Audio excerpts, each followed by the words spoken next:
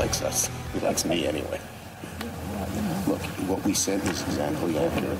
Here's what I told him. I said, Mr. President, you're much better off if you can sometimes step right and sometimes step left. If you have to step just in one direction, you're boxed. He gets that. Oh, it's going to work out, and it'll make us more productive, too. I wonder if that was on purpose. I love hot mics. I wonder if that, really by do. the way. Except if it's on me. By the way, he might have, I wouldn't have minded any words of those to come out. Maybe Mr. Schumer knew his mic was on. Yes, that's Minority Leader Chuck Schumer yesterday, caught in a hot mic moment, relishing his, well, it says blossoming working relationship with Mr. Trump. This is sort of reunited. And it feels so good. Reunited, because these two obviously have been friends. We're dating ourselves. We are dating ourselves. Peaches and her, yeah. Peaches and cream. Peaches and cream. Peaches and cream. Ashford and Simpson. Ashford and Simpson, okay. Captain and Tennille.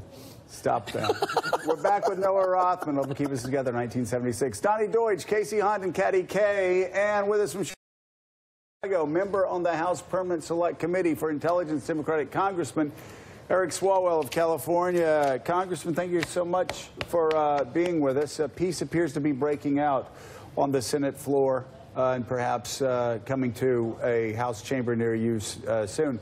What you've seen the last 2 weeks, Donald Trump talking to Democrats, working Democrats, is that good for the country? It's good for the country. It's our job, Joe, and if we can strike a deal that helps dreamers, we should do that regardless of who we're doing it for. Right now we've got leverage behind us and the energy of the American people. And also, I see us right now as, we're America's bouncer. We're going to let the good ideas in, and we have the votes in Congress to keep the bad ones out, and we should relish that role. Casey Hunt. Congressman, nice to see you this morning. You, of course, serve on the House Intelligence Committee and have been paying very close attention to the ongoing investigation. I know the end of the month is going to be very busy for you. Roger Stone coming out and publicly saying he's going to come talk to your committee. What do you hope to learn from him, and where does the investigation stand now? Yeah, from Roger Stone, we hope to learn the same thing we learned from Paul Manafort, Carter Page, Don Jr., and others who were, particularly active in their dealings with Russians during the summer of 2016. I'd throw Michael Cohen in there as well. It's really the months of June, July, and August where the most activity took place. You have Don Jr. in that Clinton-Russia meeting. You have Michael Cohen who's talking to Felix Sater saying, look, we can engineer this. And then you have Carter Page going to Moscow with permission of the campaign, and then culminating with Roger Stone, who is saying that John Podesta is going to spend his time in the barrel. No one has any idea what the hell he's talking about when he sent that tweet. And, of course, a couple months later, we see John Podesta's emails are hacked. So are these just coincidences, or is this a constellation of contacts that are converging with Russia's interference? Katty Kay.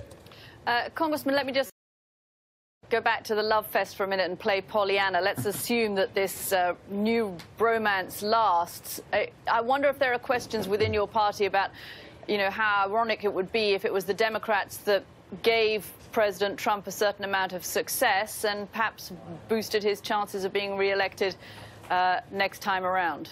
Yeah, Katty, if the success is for, people who are looking for work, and we can extend opportunity to them, we should do that. If the success is, infrastructure that puts good union jobs across the country and moves people around, we should do that. If the success means that immigrants who don't have a pathway to citizenship right now can find one, we should do that. And, so no political calculations going on then?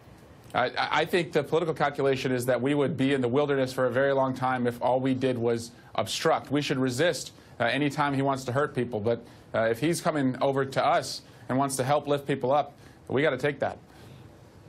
Congressman Noah Rothman with Commentary Magazine.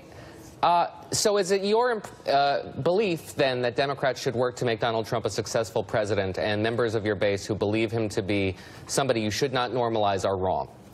Well, again, if a successful president means that he expands the Affordable Care Act, then sure, we want to be a part of that. But he's coming to us because he doesn't have Republicans to go to, and that the Democrats right now have the energy and the base behind us in the country. That's just how it is. So we're in a very strong bargaining position, and we should relish that. All right, Congressman Eric Swalwell, thank you so much. Greatly appreciate you being with us. My pleasure. All right. Be careful with the hot mics on the House floor. Let's bring it out to the conversation.